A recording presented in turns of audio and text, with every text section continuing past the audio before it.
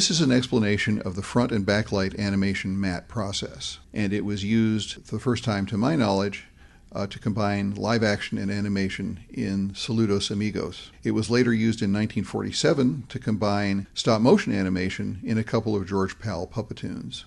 In this famous example where Gene Kelly dances with Jerry the Mouse, the question is always raised, how is it possible for Gene and Jerry to have such a perfect interaction, almost as if they existed at the same time in the same space? Well, in the first step, of course, Gene Kelly was photographed against a live-action background. He's not matted into this scene. He's actually photographed into a set that's art-directed to look something like an animation background. In the next step, Gene's silhouette is traced frame by frame onto paper. This process is called rotoscoping, and in rotoscoping, the silhouette of Gene Kelly and any additional background material are copied onto animation paper, a frame at a time, registered precisely under the camera as a color print of the live action is projected onto it. In this case, about 10,000 frames of animation had to be copied onto paper so that Gene Kelly's performance now existed in the animation world. In the next step, the animation of Jerry the Mouse was created by the traditional process, beginning with a pencil sketch, again frame by frame of the animation, and this represents what's called the cleanup sketch, or the final pencil stage of the animation. Hundreds of tests, each many thousands of frames in length in some cases, were required to create the final action of the animation that lined up and registered with Gene Kelly, that matched Gene Kelly's eyeline, and that matched his performance step for step. Unlike most animation, which is photographed on twos, that is, 2 frames per pose, in this case it had to be photographed on ones, 1 frame per pose to match Gene Kelly's performance. In the next step, when the animation was finally approved, the artist lays an animation cell over the pencil sketch and traces the animation figure in ink onto a cell. This ink sketch exists as a separate plane on the transparent cell.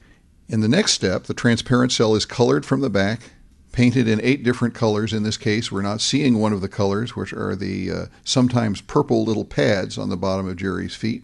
And now the animation, frame by frame, tens of thousands of frames, exist on tens of thousands of transparent animation cells. The next question is how to composite this image over the background.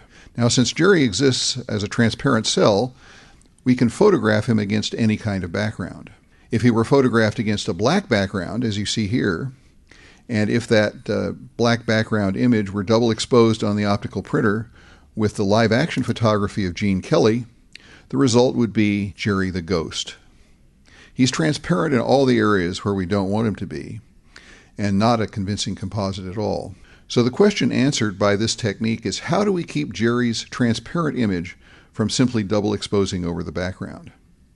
And the answer lies in the nature of the opaque image painted on the transparent cell. Let's say that instead of photographing Jerry against black, we photographed him against a white backlight. And let's say that instead of lighting the cell from the foreground, let's say we turned that lighting off. The result is an opaque silhouette. And that opaque silhouette can be photographed on film, and that opaque silhouette used in the optical printer, laid physically over the background that we want to combine Jerry with, and it would look something like this.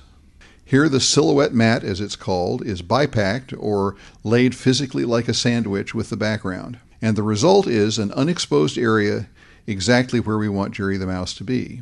Since it's unexposed, that means that we can, in a double exposure, take the front light exposure of Jerry, shot over black, and double expose it into the black area, creating a perfect fit like a piece of a puzzle. Now these thousands of animation cells, photographed in color and in the black and white silhouette, can be combined into a single image, exactly as you see it in the dance number.